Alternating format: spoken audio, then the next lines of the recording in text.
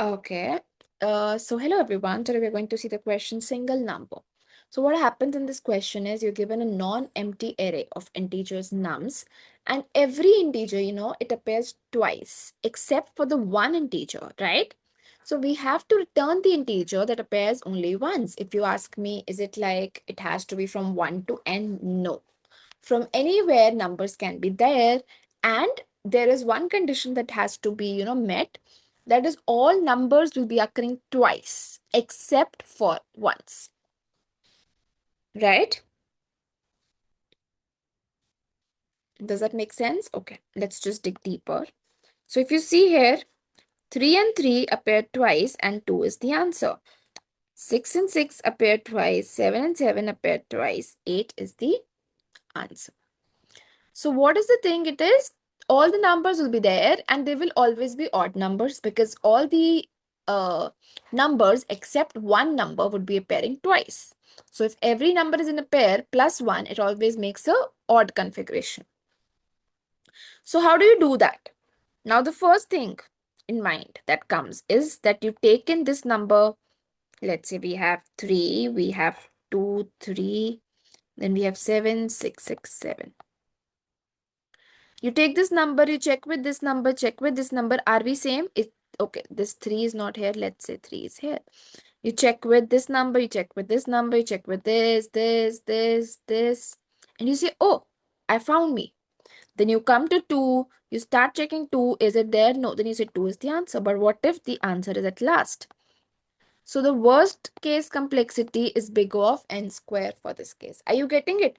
I pick one number, I check all the other arrays to find that does that number's duplicate exist. If it exists, I break in there, I pick up the next number, start checking from there. Does it make sense? But what is the issue? Big O of n square is my time complexity. Worst case time complexity I'm talking about. Then I have second case. I make use of a map. I see a number, I pick up a number, I say, is it there in the map? The map says no, I place it there in the map. I again go forward, I see a number, is it there in the map? If it is not there in the map, I place it. If it is there in the map, I change the map's count. Then I find a number, then I just iterate over the map and see whose frequency has been 1. And the number whose frequency has been 1, I just return that number. So time complexity, big O of n, space complexity, big O of n. So now space complexity is the problem. Time complexity is all good. Let's come to the next thing, that is sorting. You sort it off and then you check for each pair. Then you just have to give one iteration, right? Time complexity, big O of n log n, space complexity, big O of 1. This is the issue. So now let's come to the best forward approach for this.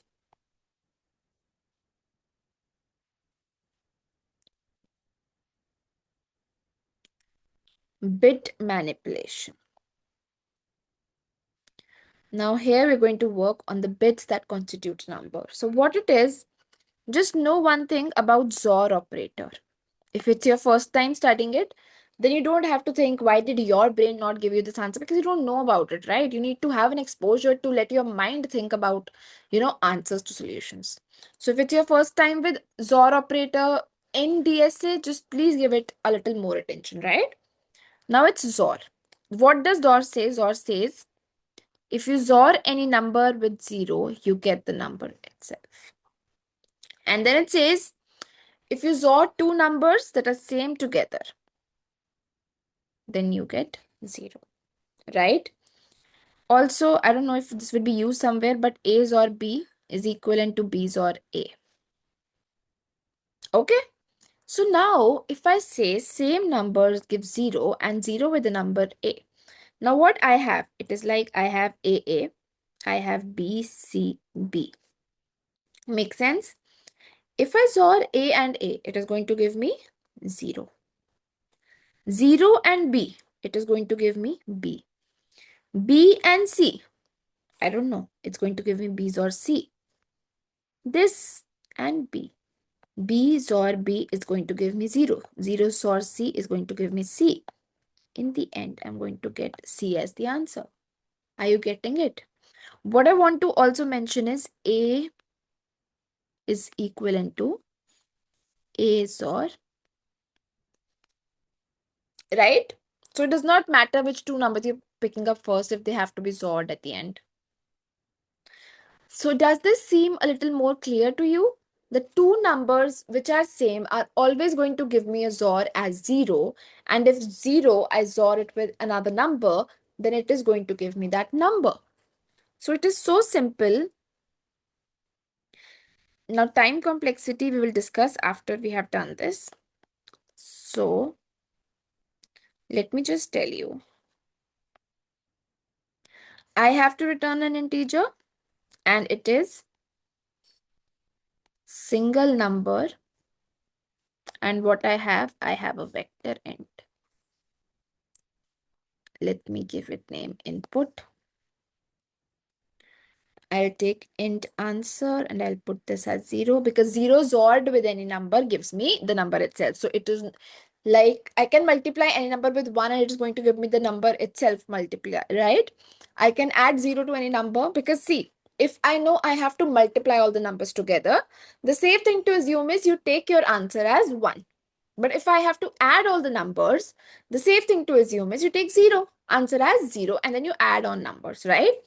Right here, the safe thing is to do answer as 0 because 0 XORed with any number gives you the number itself. Then you go for int I is 0, I less than ip.size I plus plus. And what do? You do answer XOR IPI. And then you return your answer. Make sense? I hope I don't have to explain much because of this loop.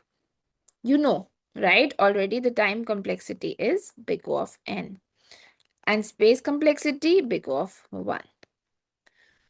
So this appears to be the best approach. If you still have any doubts, please make sure you're making use of the comment section. Just let me know, right? Or if you want me to explain any of these three approaches, you think they were just too fast for you, let me know about that also. I can make separate videos out for that, you know. And then if there's anything that you need to know more about how, why this was done, though I think I've explained it right here. But yeah, if you still have any doubts, any concerns, just make sure you're letting me know those in the comment section. Thank you so much. Bye-bye. Have a good day.